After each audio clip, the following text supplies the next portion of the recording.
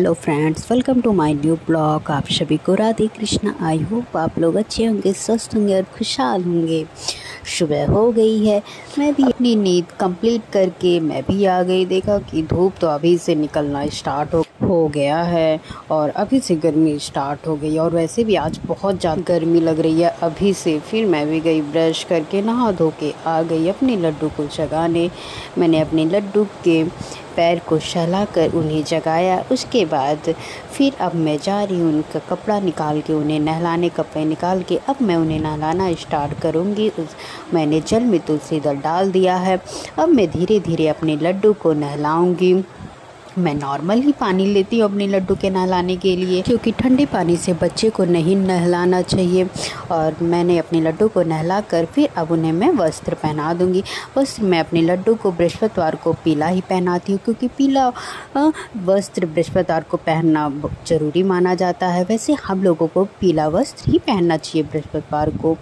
अब मैं अपने लड्डू को वस्त्र पहनाकर उनके गले में माला भी पहना दिया। और सिर में आज मैं सरसों का तेल नहीं लगाऊंगी लड्डू के, क्योंकि आज बृहस्पतिवार है, तो इसलिए मैंने लड्डू के सिर पे सरसों का तेल नहीं लगाया। उसके बाद अब मैं लड्डू का सारा श्रृंगार करके फिर उन्हें धूप बत्ती जलाकर उनकी पूजा अर्चना करूंगी। फिर अब मैं लड्डू को अपने भोग लगा दूंगी। भोग मैं अपने लड्डू को खजूर का ही लगाऊंगी।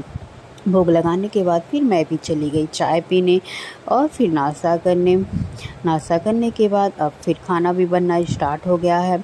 खाना इधर बनकर तैयार हो गया था, तो आ गई मैं सबसे पहले अपने लड्डू को खिलाने।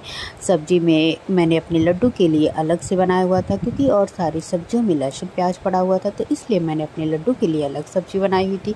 अब मैं लड्डू को खाना ठंडा करके खिला दूँगी, उसके बाद पानी भी पिला दूँगी। अब इधर घड़ी में 12 बज चुका था, लड्डू की मेरे सोने का टाइम हो गया था। पानी पिलाकर उनके श्रृंगार को उतार कर अब मैं अपने लड्डू को धीरे धीरे सुलाऊंगी। अब मेरे लड्डू सो चुके हैं, तो मैं भी चली जाऊंगी खुद भी खाने में मैंने चावल, रोटी, आम और सब्जी लिया हुआ है। अब मैं खाना खा के उसके बाद कुछ देर चली जाऊँ करने के बाद फिर मैं पढ़ने बैठ जाऊँगी।